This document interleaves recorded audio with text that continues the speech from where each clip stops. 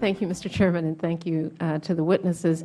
I want to come to a couple of clarifications. I think it was Dr. Bell when you talked about the up and down resourcing of planetary science, and I think that we share that concern. In the authorization that passed in this committee, we established an authorization level that was actually consistent with what the appropriation was. And I noted on your chart, though, and maybe we could clarify this later, that it doesn't seem to reflect the actual dollars that were appropriated. And so for fiscal year 2014, for example, the actual appropriation was $1.345 billion.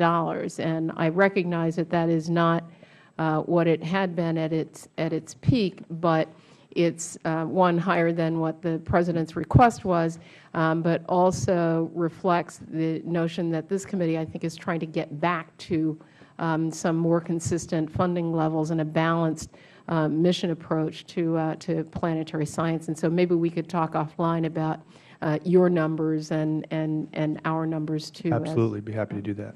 And then Dr. Green, if you could, on the issue of the continuing resolution, I just want to hear some clarity as to whether you believe that postponing new starts would have any impact on planetary missions that have required launch dates that are due to planetary alignments.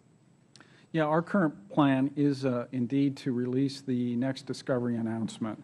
This keeps it on track for the community to be able to complete their development of their proposals and submit them by about the December-January timeframe.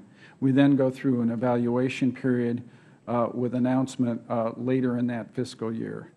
Our plan then is, of course, to keep our new missions on track to the best of our ability and as the budget will allow.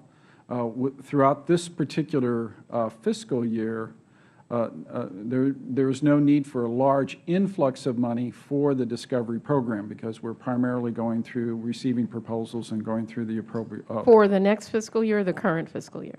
For the upcoming fiscal year.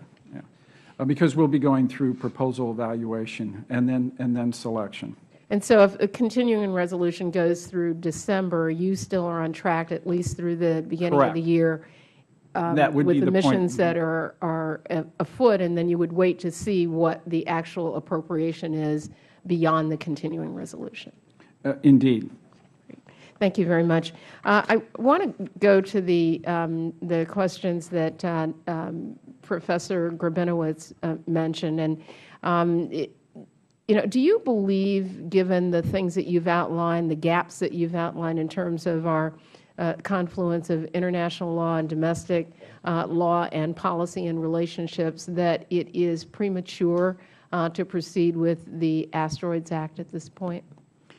My professional opinion is the Asteroids Act, as written, is very, very vague and uses terms of art in novel contexts that I have not seen before. So without some groundwork, and by that I mean political, it could be premature. And are these the discussions on the international context, are those ongoing right now in terms of the implications of international law and treaties at this point? Well, yes, there's the UN Committee on the Peaceful Uses of Outer Space that continues to meet every year.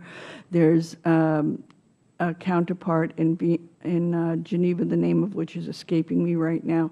But the discussion of international treaties and space law is an ongoing activity at the United Nations and elsewhere. But given the status, we could easily, this committee could postpone our consideration, understanding the importance, but to some additional, more in-depth explorations in the next Congress?